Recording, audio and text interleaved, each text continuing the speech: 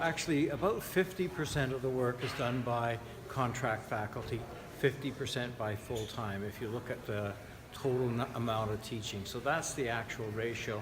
But they're right in observing that's changed over the years. There is a greater percentage of part-time. Of course, in the year ahead, with Bill 148 coming into place, that's the equal pay for work of equal value.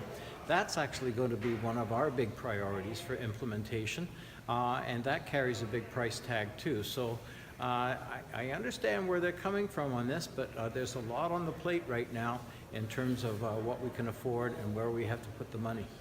And what about their other concern, the autonomy for teachers? Yes, I find this one a bit frustrating in a way, because when I talk with individual faculty, I find them mostly saying, yes, we do have the opportunity for the right kind of input, the right kind of participation in designing curriculum and so on. So I think personally, I think we're talking a bit at cross purposes here, because I do, as I say, I find not too many issues raised by individuals on a week-in, week-out basis.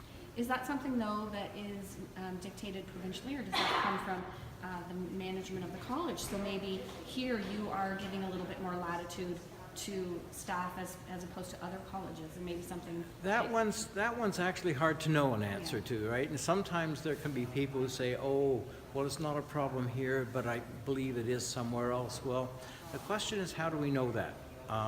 And so I don't really have a good answer on that, other than to say I do think we have a good, workable system here at Fleming College. Are you optimistic that this strike will be short-lived? Right now, it's hard to be optimistic when talks have just broken off. But I am aware that what happens, even when it seems like nothing's happening at the negotiating table, the pressure's building. The pressure builds on both sides, and that's part of what happens in a strike that ultimately you hope gets you to a negotiated solution.